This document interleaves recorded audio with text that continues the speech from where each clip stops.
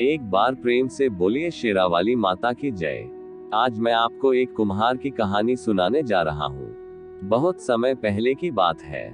किसी गांव में एक कुम्हार अपनी पत्नी और अपने एक 9 माह के बच्चे के साथ रहता था। कुम्हार माँ दुर्गा का बहुत बड़ा भक्त था। कुम्हार माँ दुर्गा की प्रतिमा बनाकर उसे बाजार में बेचकर अपनी आजीविका चलाता था। कुम्हार और उसकी पत्नी प्रतिदिन माँ दुर्गा की पूजा किया करते थे। कहते हैं माता अपने सच्चे भक्तों की परीक्षा अवश्य लेती है।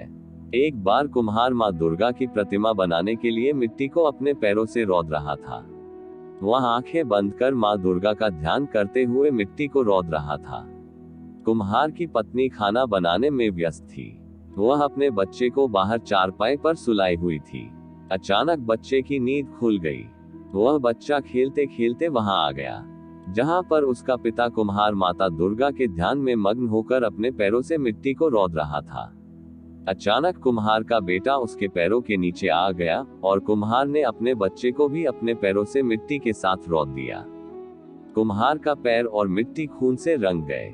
अचानक जब बच्चे की मां खाना पकाकर जब बाहर अपने बच्चे को देखने आई, तब उसका बच्चा चारपाई पर न मिला। अतः वह अपनी पति के पास पहुंची, जहां पर वह मिट्टी को रौंद रहा था।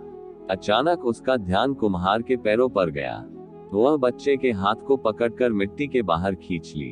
कुम्हार और उसकी पत्नी बच्चे को लेकर रोने लगे कि मैंने ये क्या कर दिया, अपने ही बच्चे को मार दिया।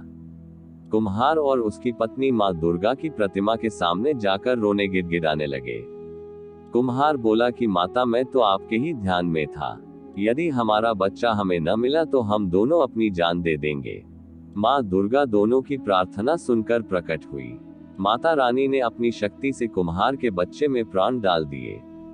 कुम्हार और उसकी पत्नी अपने बच्चे को पाकर बहुत खुश हुए और माता रानी का जय जयकार करने लगे।